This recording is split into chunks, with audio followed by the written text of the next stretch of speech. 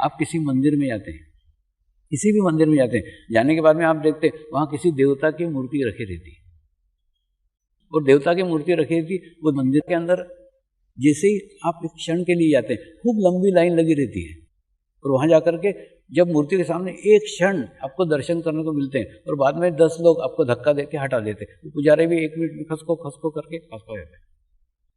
तो भी सोचा है उस एक क्षण में क्या आनंद मिलता है, क्या खुशी मिलती है, क्यों मिलती है, क्यों अच्छा लगता है, एक क्षण के दर्शन से क्या अच्छा लगता है, सोचो ना, इसके ऊपर विचार करो।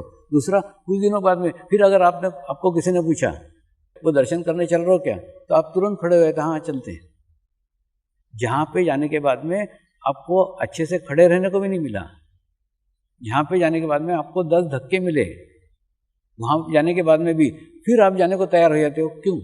यानी वहाँ शरीर का कंफर्ट, वहाँ शरीर की सुविधा, वहाँ शरीर को कुछ अच्छा लगे, ऐसा कुछ भी नहीं था, कुछ भी ऐसा नहीं था जहाँ आपको खूब आराम से मिला हो, कोई रिलैक्सेशन मिला, कुछ नहीं था।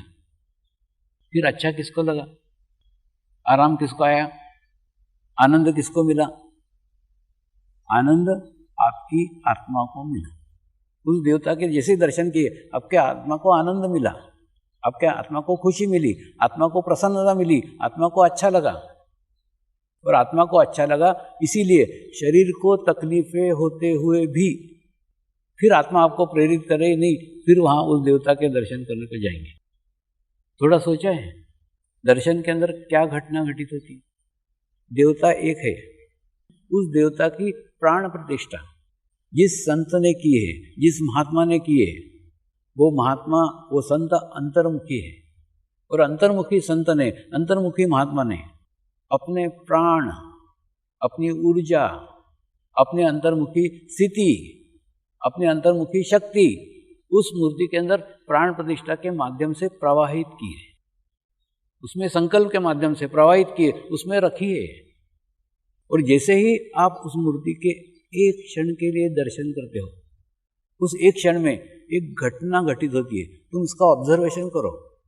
वो घटना ये घटित होती है, एक क्षण के लिए आप भी अंतर्मुखी हो जाते हैं। क्यों अंतर्मुखी हो जाते हैं? क्योंकि वो मूर्ति के अंदर उस अंतर्मुखी संत ने, उस अंतर्मुखी महात्मा ने अपनी अंतर्मुखी शक्तियां स्थापित की हुई। उन स्थापित मूर्ति माध्यम है, मूर्ति माध्यम है। वैसी मूर्ति आपको बाजार में मिलेगी तो वो घटना घटित नहीं होगी, वहीं घटित होगी, क्योंकि वहां उन्होंने उसमें प्राण डाले हैं, उसमें संकल्प किया है। तो एक क्षण के लिए आप अंतर्मुखी जाते हो और आप आपके आत्मा के करीब पहुंच जाते हो, आप आपके आत्मा के पास पहुंच जाते हो।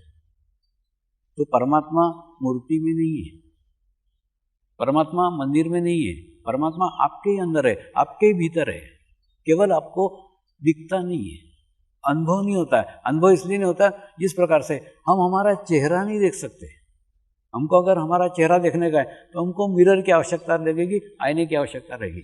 जब आईना रहेगा तो हमको हमारा चेहरा दिखेगा। ठीक उसी प्रकार से जब तक हमको कोई अंतर्मुखी नहीं करता, जब तक हमको कोई हमारे आत्मा तक लेके नहीं जाता, तब तक आत्मा का एहसास हमको नहीं होता। और जैसे ही मूर्ति के सामने एक क्षण के लिए जाते हैं, हम अंतर्मुखी हो जाते हैं, हमारे अंदर का परमात्मा आत्मा के रूप में हमारे ही भीतर बैठा हुआ है, हमारे अंदर बैठा हुआ है। और उसके पास पहुंच करके हमको बहुत अच्छा लगता है, बहुत आनंद आता है।